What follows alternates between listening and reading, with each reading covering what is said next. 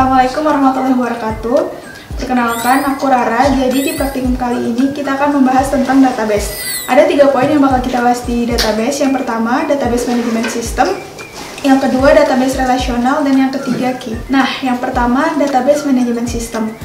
Sebelum kita membahas tentang database management system, kita membahas dulu nih apa itu database. Database atau basis data adalah kumpulan data yang disimpan secara sistematis di dalam komputer dan dapat diolah atau dimanipulasi menggunakan perangkat lunak atau program aplikasi untuk menghasilkan informasi. Nah, jadi intinya database itu kumpulan beberapa data yang secara sistematis kita simpan di dalam komputer. Sedangkan database management system adalah perangkat lunak yang merupakan media penyimpanan datanya. Jadi database itu disimpan dan diolah di dalam database management system. Ada beberapa database management system yang sering kita gunakan. Yang pertama ada Microsoft SQL Server, ada Oracle, Teradata, MySQL, PostgreSQL.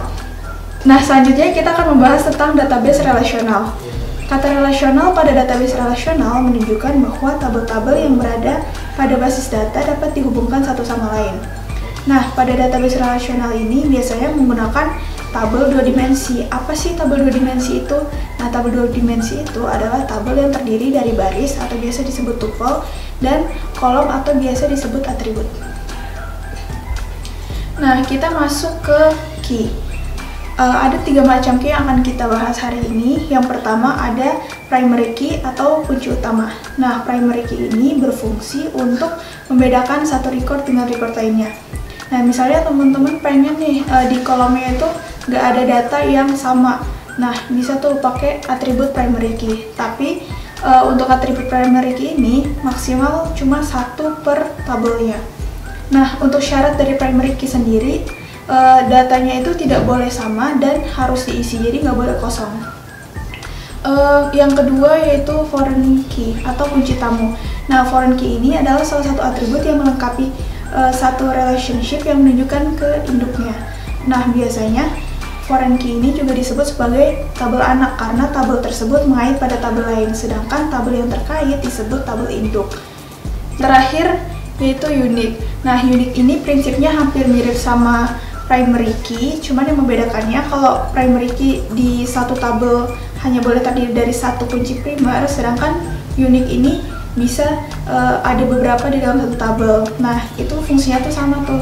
Jadi kolom unique itu adalah sebuah kolom yang tidak mengizinkan adanya data kembar.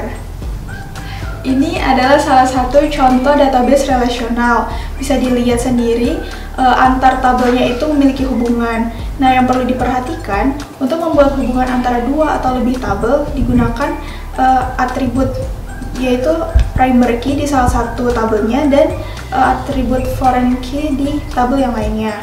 Nah, itu bisa dilihat adalah contoh tabel anak dan tabel induk di tabel yang tersedia di PPT. Mungkin kita langsung aja ke prakteknya biar lebih mudah dipahami.